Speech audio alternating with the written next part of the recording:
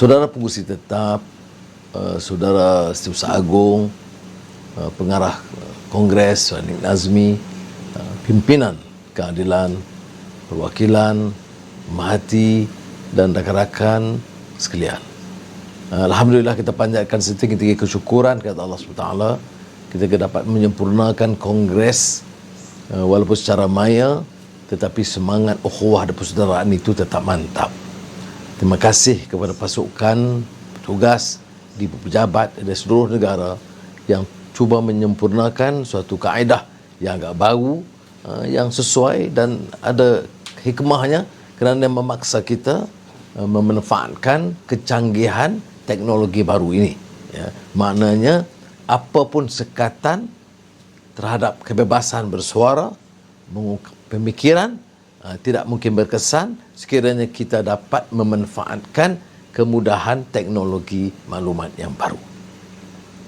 Saudara-saudari kita dalam negara, seperti yang disebut oleh Saudara Saifuddin sebentar tadi, diambang keresahan, suasana politik, ekonomi yang berkecamuk dan haru biru, yang menyebabkan sehingga mengundang kenyataan bahawa Duli Yang Maha Mulia Yang Pertuan Agong dan juga Raja-Raja Melayu. Ini dalam sejarah politik Malaysia jarang berlaku. Maknanya suara dari rakyat yang bangkit, yang tidak mungkin menerima keadaan yang bobrok, yang menghimpit kehidupan mereka, dan pimpinan politik yang berkuasa gagal mengendalikannya, maka suara itu terpaksa disampaikan oleh Raja-Raja Melayu. Jadi maknanya kita sudah sampai ke puncaknya. Ini kerana di antara lain terkait dengan masalah COVID. Kita sebut umpamanya dari awal, PKP, lockdown, segala langkah-langkah itu ada kemusyabahannya. Tetapi kita mesti bermula dengan vaksin. Kegagalan paling besar kerajaan adalah penyediaan vaksin yang secukupnya. Mereka buat kenyataan rambang ikut selera politik untuk cuba, saya tidak mahu menyebut menipu, tapi tentunya mengelirukan rakyat, kerana 75,000 sehari, 100,000 sehari, 200,000 sehari, tetapi jauh daripada unjuran kita. Sebab itu saya paparkan umpamanya, kalau dalam keadaan sekarang ini tidak mungkin kita akan dapat leraikan masalah sehingga akhir tahun. Sebab itu pimpinan ini punya peranan besar, dan kalau mereka itu hanya bertugas untuk khianat, untuk merebut jawatan, tetapi gagal menyempurnakan tugas, malapetakannya ditimpa oleh rakyat jelata. Yang keduanya, kita lihat umpamanya satu kecenderungan kadang-kadang nak mengelirukan. Saya telah sebut perkara ini berulang kali, dan kalau sudah lihat rajah yang saya siapkan ini, yang tidak lagi baru, tetapi menunjukkan bahawa ujian itu akan menentukan jumlah positif, kes positif. Kita pernah melakukan ujian dan saringan sebanyak 128,000, mana kes 9,000 atau 10,000. Tetapi sekarang kita turunkan, maka kes berkurangan. Tetapi mengelirukan ini tidak membantu, kerana data dan sains mesti diketengahkan. Jadi parti harus sedar dan menghadam isu-isu ini supaya rakyat sedar, selain daripada mengambil langkah-langkah sendiri. Kita rakyat sekarang ini mesti jaga rakyat, kerana nak harapkan pimpinan mereka telah mengkhianati amanah dan gagal. Kemudian kita lihat umpamanya kes positif itu terus meningkat walaupun ada PKP. Kita lihat ada PKP tetapi kes terus meningkat. Kemudian kita lihat umpamanya yang sangat membimbangkannya, iaitu kes kematian itu telah bertambah. Saya telah kemukakan raja-raja terdahulu, tetapi angka terakhir saya nak sebut contoh ya. Pada Jun 19, jumlah kematian 72 orang. Tetapi jumlah kematian sebelum bukan di hospital, maknanya orang kita tidak tahu permasalahannya, kemudian sampai ada yang sebut brought in dead or DOA, death on arrival, itu 15.3%. Kemudian yang dikaitkan dengan kes-kes penyakit yang kronik, lemah jantung, darah dan lain-lain, itu 18 atau 25%. Tetapi yang saya nak ingatkan ialah kefahaman kita yang awal bahawa ia hanya melibatkan orang-orang yang tua dan yang kronik, itu sudah lagi. Ada kes yang melibatkan kalangan muda, ya, yang bawah daripada umur 60, itu sudah tercapai 34 kes, iaitu 47.2%. Hal-hal ini kita terangkan untuk meyakinkan rakyat perlunya vaksin dan menyerang kerajaan kerana gagal menyampaikan vaksin pada kadar yang cukup. Jadi kes-kes saya sebutkan di sini tentang BID atau DOA ini sama ada sebab testing itu atau ujian saringan lemah atau keupayaan ICU hospital terbatas ataupun ada varian-varian baru. Jadi oleh yang demikian kita harus sentiasa waspada. Ya. Tapi masalah COVID ini dia kait dengan ekonomi. Saya dah paparkan rajah ini sebelumnya, iaitu soal pengangguran. Jumlahnya sekarang hampir 800,000 yang dianggap underemployed atau bekerja tidak sepenuh waktu, itu 2.1 juta.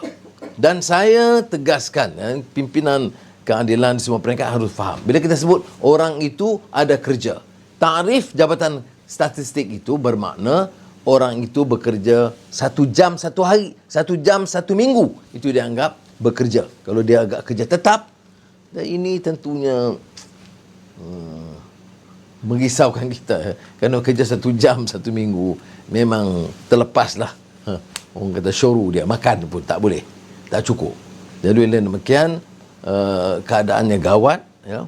Maknanya risikonya melibatkan 20% jumlah rakyat yang di bawah ini. Ini tak termasuk umpama yang bekerja, tapi masuk dalam kategori miskin, ya. Saudara, kemudian kita lihat umpamanya bila kita cuai dalam vaksin, lambat bertindak, agak keterbelakang berbanding di ASEAN sendiri. Jangan banding Amerika dan Eropah ataupun United Kingdom.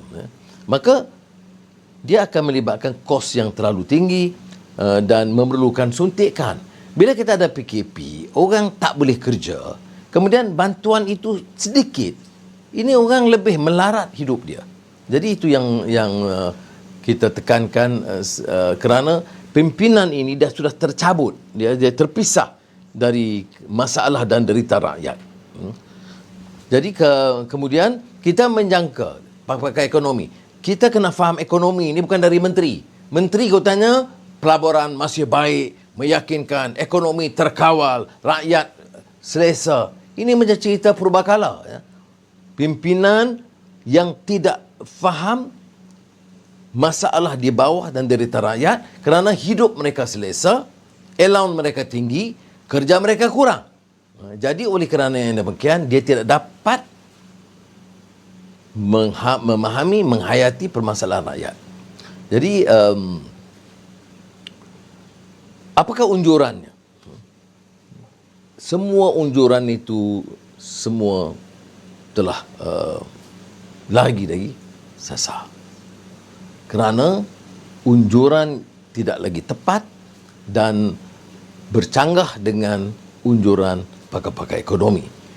Dan oleh yang demikian, kita harus tahu bahawa bila yang merah ini, ya, dia pertumbuhan kecil, kemudian berjunam di bawah kerana setelah diadakan PKP dan maknanya kita sudah keadaan kemelesetan ekonomi.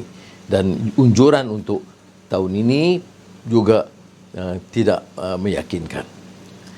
Saudara-saudari, kita juga tahu penutupan kilang-kilang itu sudah mencecah ratus ribu seperti mana disebut oleh Persatuan IKS Malaysia. Baik. Saudara dan saudari yang dihormati sekalian. Sebab itu dalam perjuangan keadilan ini saya nak menyikap semula. Ianya adalah agenda in uridu illal islah mastata'tu. Sedaya upaya kita membawa perubahan. Politik ini bukan percaturan rebut kuasa di peringkat elit.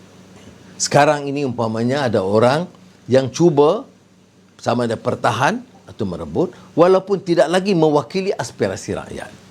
Tidak peduli, tak cukup, tak apa. Ya, tetapi nak cari jalan pintas. Kerana politik itu bagi mereka ialah concert of the rich and the powerful. Ya, ini kalau kita baca sejarah yang dikupas oleh Richelieu, yang dihebahkan oleh Henry Kissinger, itu pemikiran-pemikiran golongan elit puaka, ya, yang tidak merasa rintihan rakyat dan rasa kuasa itu boleh direbut semata-mata dengan kekayaan dan kuasa, bukan aspirasi rakyat. Kita tidak akan berganjak dari pandangan ini, bahawa kuasa itu akan dipikul sebagai satu amanah dan mesti mewakili aspirasi perjuangan rakyat. Kalau tidak, kita khianat seperti mana pengkhianat-pengkhianat besar. Maknanya, walaupun seperti disebut dalam titah diraja, ada inklusif, maknanya mesti merangkul semua keadaan. Tapi semua kekuatan itu kekuatan dari bawah. Semua kekuatan-kekuatan ini mewakili dari bawah. Tidak boleh umpamanya satu dua orang dengan satu dua kekuatan menuntut seolah-olah mereka sahaja yang punyai mandat dan keupayaan. Dan ini bagi saya, walaupun kita dalam proses perbincangan dan perundingan dengan semua pihak, tetapi saya katakan kita tidak boleh berganjak dari prinsip ini. Dan saya sukacita maklumkan bahawa ini juga yang didukung sebagai hasrat Pakatan Harapan, Keadilan, DAP dan Amanah setakat ini. Dan juga dalam rundingan-rundingan yang kita lakukan, kita semua sebut tentang mestilah tata kelola kerajaan yang baik. Mesti kembali kepada prinsip good governance. Mesti ubah paradigma politik ini dari percaturan politik untuk rebut kekayaan supaya pejabatnya lebih besar, supaya allowance-nya lebih tinggi, supaya nampak boleh hulur projek-projek sesuka hati, kemudian pamer kekayaan dengan begitu mewah dan mengilau, tetapi tidak punyai hati nurani untuk membawa perubahan pada negara kita. Malaysia ini perlu apa yang disebut systemic change. Kalau orang tanya, Anwar, keadilan, mengapa susah sangat ni? Puluh tahun berjuang, tak dapat. Ambil alih. Saya sebut perkara ini, saudara berjuang ini nak merubah sistem. Sistem yang corruption dan juga sistemik. Keangkuhan kuasa, walaupun pimpinan silih berganti, ya, itu tidak mencerminkan hasrat untuk membawa perubahan. Ya. Walaupun sebut kadang-kadang, oh ini kekuatan Melayu Islam. Tetapi bila tengok dia terjemah kepada tindakan, bobroknya sama. Ya. Oleh demikian, saudara, bukan laungan, bukan slogan, tetapi keikhlasan, hati nurani, mencernakan, menterjemahkan dalam pemikiran dan dalam bentuk amal. Masalah kemiskinan adalah kemiskinan. Sama ada kemiskinan di Lahang Yui, atau kemiskinan di Kapit, atau kemiskinan di Mani Urai. Sama ada kemiskinan itu di kalangan nelayan, ya, di Kuala Kedah, ataupun rumah PPRT di Lembah Pantai. Ya. Ini yang kita sebut ketelusan. Dan dia berdasarkan fakta, sains. Maknanya kita angka yang cukup membantu kita untuk mencerakin, kemudian merencana dan kemudian bertindak sesuai dengan langkah yang perlu. Sebab itu orang selalu pertikai seolah-olah kita ini tidak memikirkan masalah orang Melayu dah satu kaum. Inilah yang dijajah tak habis-habis. Dan lama lepas dia jajah, dia yakin. Dia yakin dengan pembohongannya. Kalau kita baca sejarah Jerman, Menteri Penerangan itu namanya Goebbels. Dan dia orangnya pintar. Ya. Kalau tak salah PhD itu dari Heidelberg, tak salah saya. Ya. Dan penguasaan bahasa, kepintarannya itu luar biasa. Jadi orang yang rencana muslihat konspirasi jahat ini bukan orang bodoh. Orang cerdik, tapi pemikirannya jahiliyah. Bila disebut jahiliyah ini, jahil bukan jahil bodoh. Jahil kerana tidak menghayati prinsip keadilan, kebenaran dan tunduk pada kekuasaan Tuhan Allah Subhanahu Wa Taala. Itu dia. Jadi jangan kita anggap orang yang rakus kuasa, yang zalim, yang mengumpulkan kekayaan berbilion untuk diri keluarga mereka, kemudian terus bersuara untuk menawan hati rakyat. Oh, saya tak ada apa-apa, saya tidak ada kekayaan. Ini semua kerana kepintaran mereka. Menggunakan media, menggunakan sosial media, ada wang banyak. Jadi boleh gunakan. Boleh gunakan bala tentera. Kerja mereka fitnah orang. Jadi ada yang mengatakan oleh makanya keadilan ini tidak memperjuangkan, menyuarakan dan memenuhi aspirasi rakyat, terutama orang Melayu dan Bumiputera. Padahal saudara, kalau kita sebut, kita akan perkenalkan dasar bahasa kebangsaan. Itu dasar yang ada dalam perlembagaan, dan kita lihat umpamanya dalam tradisi parti kita cukup mantap soal itu. Soal Islam sebagai agama persekutuan, soal hak keistimewaan orang Melayu, soal kedudukan kedaulatan Raja-Raja Melayu, itu tidak pernah dipertikai. Malah bagi kita, seperti mana kita berdepan dengan kenyataan dan hubungan dengan Raja-Raja, kita lebih tegas dan berprinsip dalam hal ini, dan melihat prinsip raja perlembagaan itu yang sesuai, dan tidak menggunakan umpamanya nama agung bila mereka laksanakan darurat cara rakus, dan bila ada nasihat untuk hentikan dan jadikan parlimen, dia putar belit kenyataan itu. Ini bukan prinsip raja perlembagaan. Ini memperalatkan institusi. Begitu juga masalah, saya katakan, masalah ekonomi yang saya sebut tadi. Bila kita sebut ekonomi Bumiputera, bukan memperkayakan keluarga kita dan kroni kita. Boleh kira orang keliling semua kaya-kaya. Tapi rakyat, nelayan, pekebun kecil, peneroka, baik Felda ataupun yang di kawasan pedalaman Sabah dan Sarawak, masih begitu. Tapi bila berjuang, dengar kami Sabah untuk Sabah, Sarawak untuk Sarawak. Tapi semua yang kaya raya belaka, yang rakyat di bawah itu masih terpinggir. Sebab itu saya katakan, kita tak boleh lagi berkenyataan. Majoriti rakyat di negara kita adalah Melayu Bumiputera. Dan majoriti mereka itu masuk kategori miskin. Ada sekarang keparat kehidupan mereka.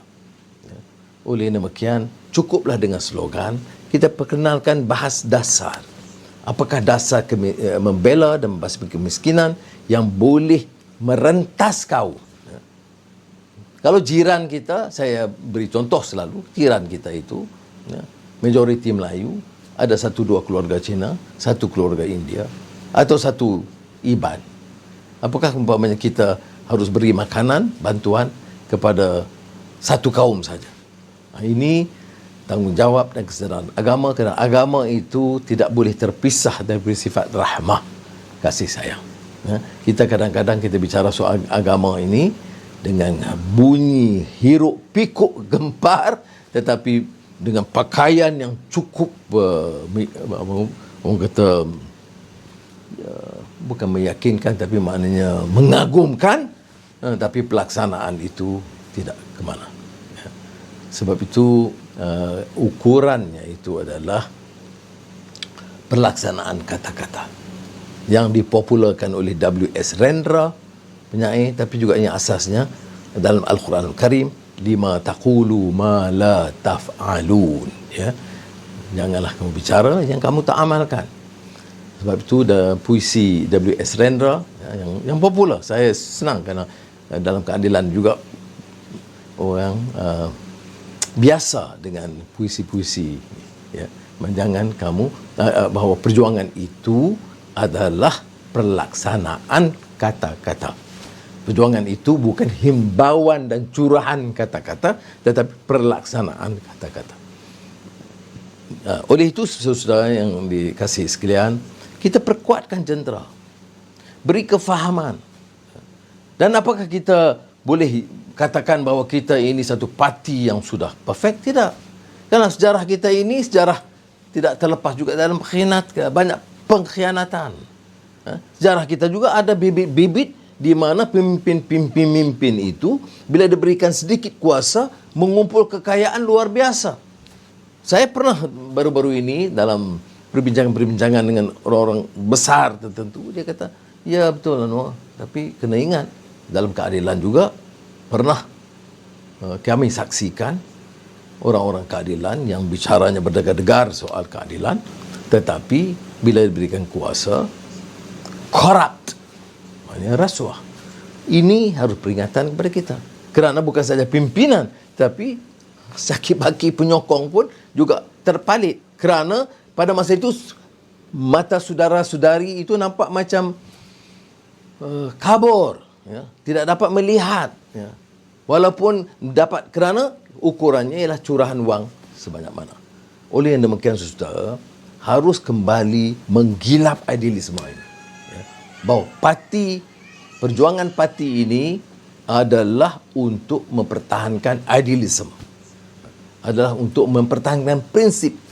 Maknanya kalau kita kata tolak rasuah, tolak keangkuhan, tolak salah guna kuasa, kita diranting, dicabang di negeri, ahli Dewan Undangan Negeri, ahli majlis, dan apatah lagi pimpinan pusat harus mewakili hasrat dan aspirasi yang sedemikian. Kita tidak boleh umpamanya terus menunjukkan keangkuhan. Baik sebaik ada sedikit kuasa, kita rasa kita saja yang betul, kemudian bangun dan bina kelompok kecil kita. Saudara mesti ingat, ya, saya sebut ini kerana ada kaitan apa yang kita perhatikan dan apa yang sampai kepada saya, ya, bahawa jangan diizinkan muncul, ya, dah baik sama ada dari kekuatan-kekuatan pemimpin ataupun kerajaan-kerajaan negeri ataupun tokoh-tokoh untuk membina kelompok kecil yang memungkinkan zahir, ya, kelompok yang kita alami dulu, yang kemudian akan menikam parti kerana ketaatan mereka itu kepada kelompok yang menjaga mereka, yang dibiaya untuk memperkuatkan kedudukan mereka, tidak parti dan tidak perjuangan. Jadi saudara-saudari, kongres ini bermakna, dan walaupun cara maya saya sangat daripada di rumah ni jadi terkesan betul lah, ya. Kerana inilah peluang kita setahun dengar, jumpa semua di satu negara. Tapi seperti mana saya sebut kepada rakan-rakan sebelum ini, insya-Allah sekiranya keadaan mengizinkan selepas sekatan-sekatan ini, saya telah beritahu di Susah Agung, kita akan adakan juga satu bentuk kongres khas sebelum akhir tahun kalau keadaan mengizinkan.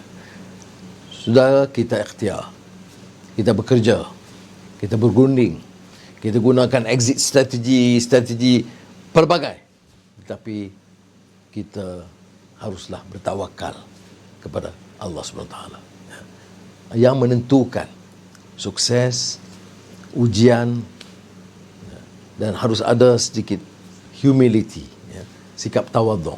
Saya tengok di kalangan kita ini, sebaik jadi sikit ketua, baik ahli majlis ke ketua cabang ke angkatan muda ke wanita, tawaduknya kurang.